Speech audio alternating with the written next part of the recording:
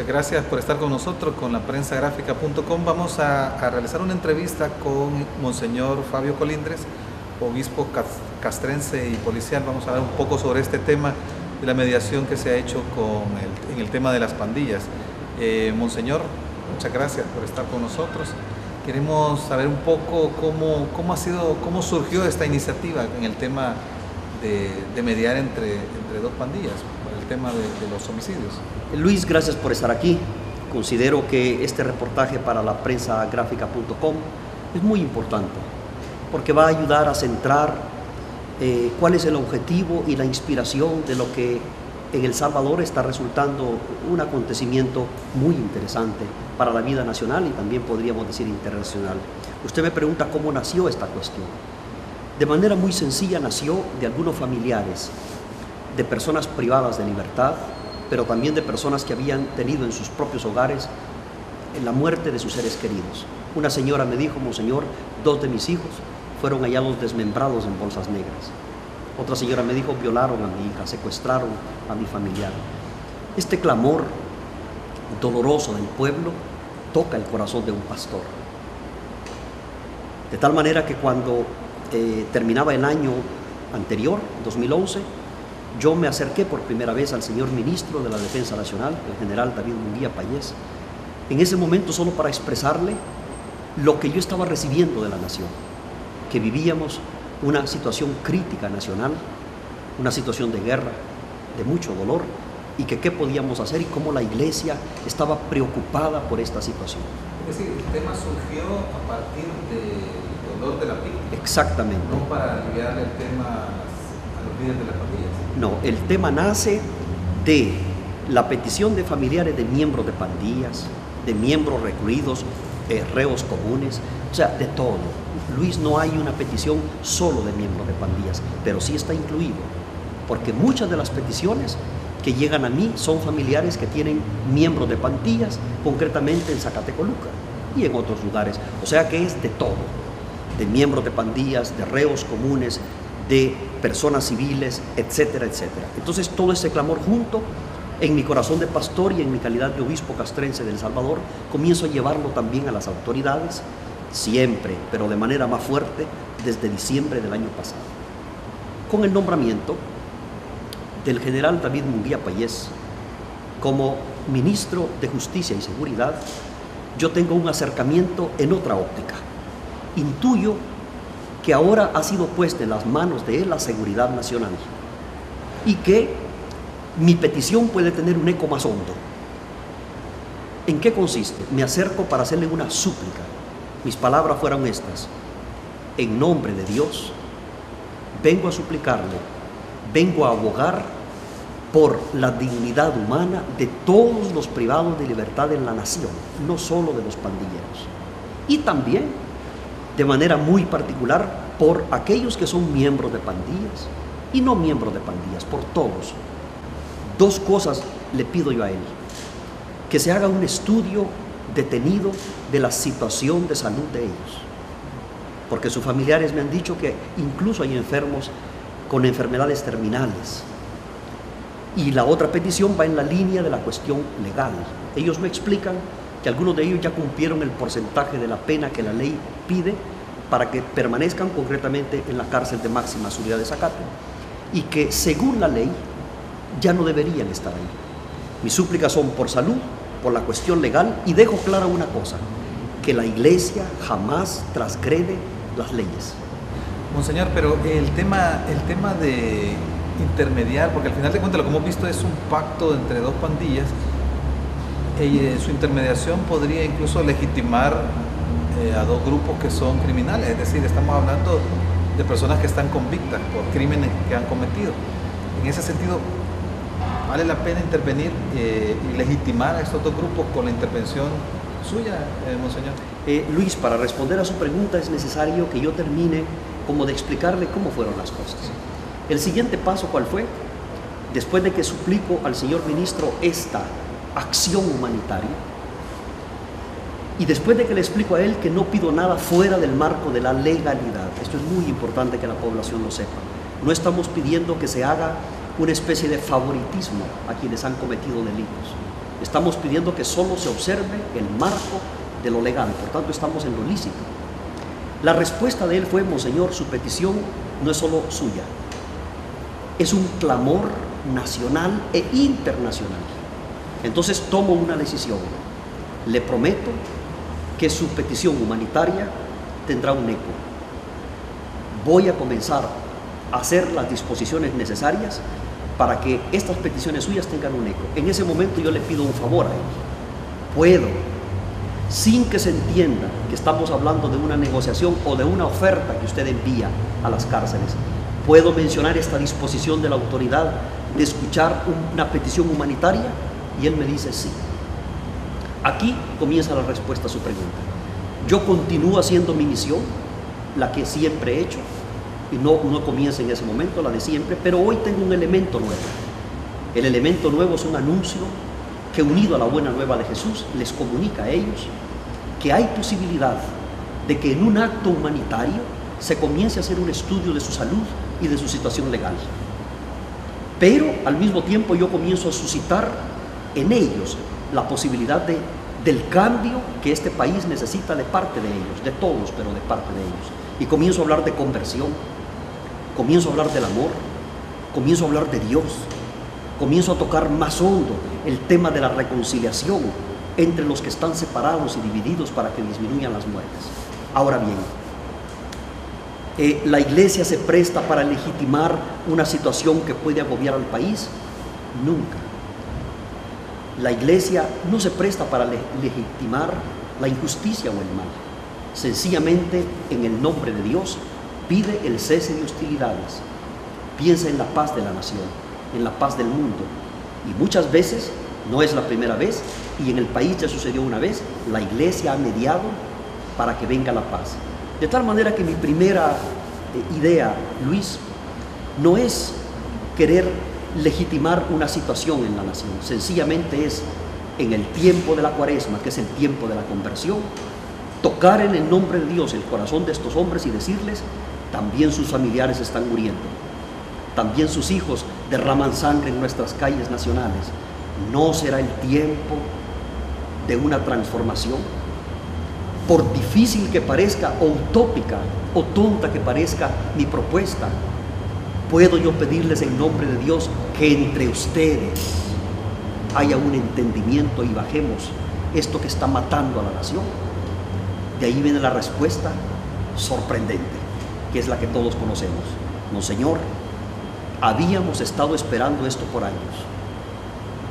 ¿Por qué no lo habíamos hecho? Porque han venido varias personas a pedírnoslo, pero nos hemos sentido a veces engañados, o a veces ha habido intereses o políticos o económicos detrás. Hemos intuido que no había veracidad en las peticiones y hemos decidido no dar el paso. Ahora sentimos que hay una presencia en la que podemos confiar, que es su persona, Monseñor Colindres, y Raúl, en quien a nivel civil, por haber leído sus libros, nos parece que es un hombre consistente en lo que propone. Entonces comienzan a expresarnos, Luis, que es un sueño de ellos de años, primero. Que ellos, y esto es hermoso, porque clarifica la situación que vivimos, que ellos no quieren mediar con el gobierno, que ellos saben que el gobierno no puede negociar con ellos y que además ellos no quieren hacerlo. Que lo único que hoy quisieran expresar a la nación es que toman la decisión del cese de hostilidades por un carácter puramente humanitario y porque en el nombre de Dios se les ha pedido. Y porque además en la guerra que vivimos están inmersas, incluidas las vidas de sus familiares mismos, y que toman la decisión de cesar. ¿Con qué objetivo? ¿Qué piden a cambio? Esto es lo más sorprendente, Luis. No piden nada a cambio. Sencillamente, es por el contrario, expresan: somos delincuentes, hemos cometido faltas, no pedimos que nos saquen de la cárcel, no pedimos que nos rebajen penas, no pedimos que nos favorezcan. Estamos conscientes del daño, esto es importante, Luis, del daño que hemos causado a la sociedad. Y probablemente hay gente que nunca nos perdonará. Solo Dios probablemente nos va a perdonar. Y agregan ellos, lo único que nosotros esperaríamos para mantener el clima de tranquilidad que queremos demostrar a la ciudadanía es que se nos dé la oportunidad de ser gente productiva. Queremos demostrar que si hemos sido gran parte del problema, o el problema como la sociedad nos ha llamado, también nosotros podemos y queremos ser parte de la solución. Monseñor, ayúdenos para que la nación entienda que este es un momento histórico que estábamos esperando, que lo único que pedimos es la oportunidad de subsistir y de un trabajo digno. Monseñor, hasta donde sabemos se trata de un pacto entre dos pandillas y lo que han pactado es dejar de matarse entre sí y que no ha habido un tema de, por ejemplo, de cesar con el tema de las extorsiones, que es otra cosa que también está sangrando a la sociedad salvadoreña, ¿verdad? El caso es que vamos a preguntarle, Monseñor, no se incluyó el tema de las extorsiones, es decir, de hecho hoy publicamos en la prensa gráfica que las extorsiones se mantienen, los niveles de denuncia se mantienen. Ha habido en los últimos 2 o 3 días homicidios de empleados del transporte público que fueron asesinados porque no pagaron las extorsiones.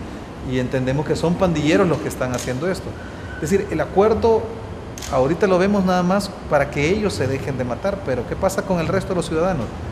Ellos sí van a seguir delinquiendo, van a seguir cobrándole la renta a la gente.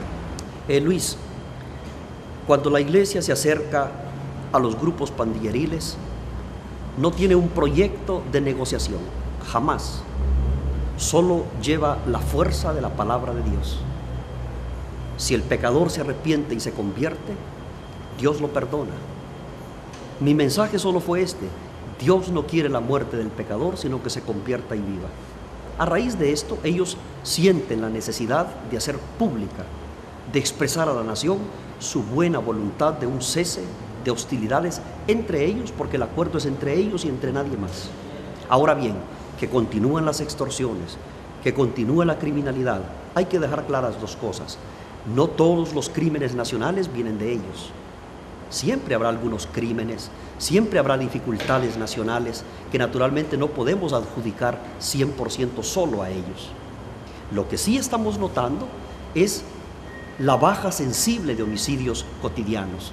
Y esto es un signo maravilloso de que no mentían, de que sí ellos querían demostrar a la nación que en lo que de ellos dependía, querían demostrarlo y lo están demostrando. Sobre el tema de las extorsiones, naturalmente yo quisiera ser experto en ese tema y no lo soy. Soy experto en los temas de Dios. Así que yo no le fui a pedir a ellos un análisis de cómo funcionan las extorsiones. Pero en mi ignorancia, Luis, entiendo que ellos extorsionan porque no han encontrado hasta hoy otro medio de subsistir. Entiendo que extorsionan porque si por tener tatuajes o pertenecer a pandillas son discriminados, desechados de la sociedad, despreciados, perseguidos, es normal que busquen un medio de subsistencia. No estoy diciendo que las extorsiones sean un medio correcto de sobrevivencia. No es correcto, pero estoy tratando de entender por qué hay extorsiones. Ahora, tengo que decirlo, esperaría en el nombre de Dios que en la medida en que esta gente encuentre un trabajo, tenga un sueldo mensual, tenga un sueldo y sostenga dignamente a sus familias, entiendo que tendrían que ir bajando las extorsiones. En definitiva, Luis, estamos entrando en un proceso.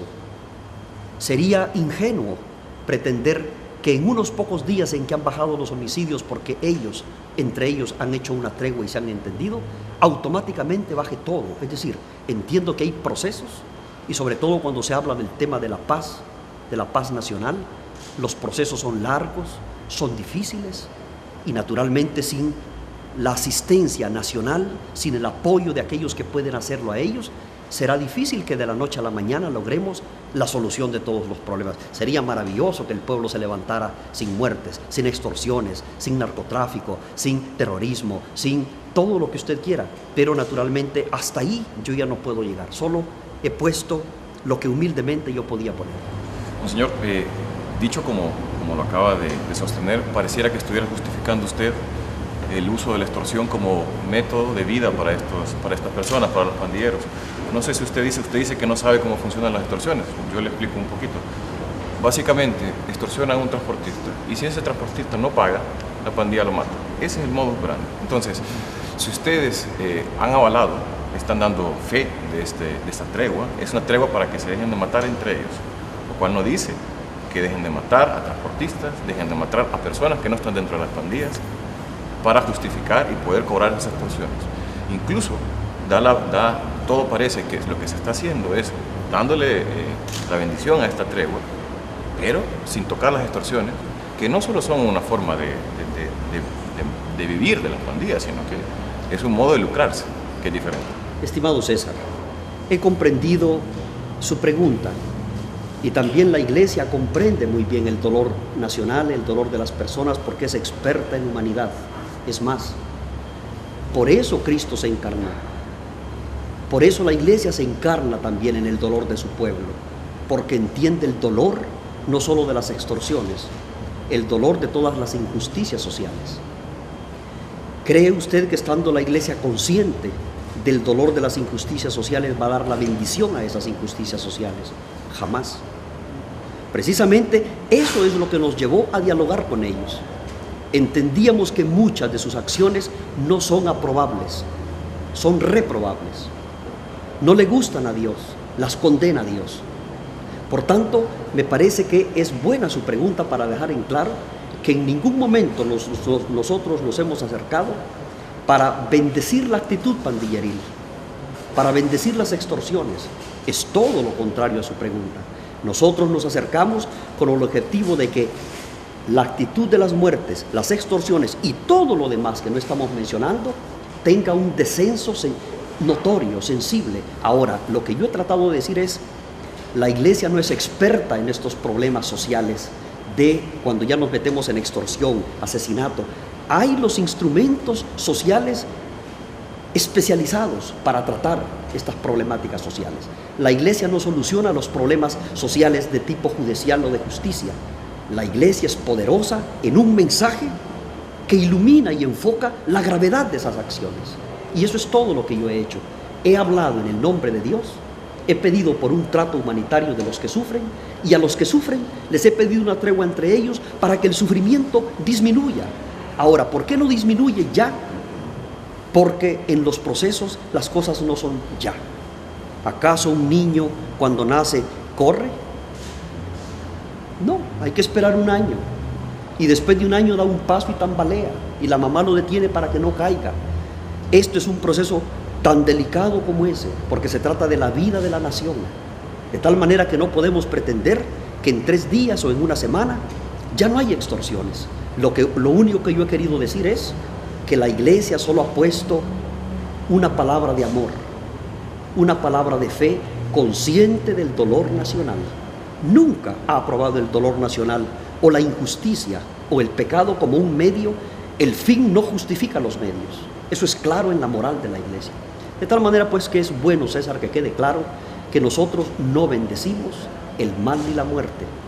Precisamente por eso es que abogamos para que se llegue a un entendimiento de las fuentes de donde viene el dolor, esperando que un día la nación entera comprenda la necesidad de unirnos en torno a la solución de estas dificultades.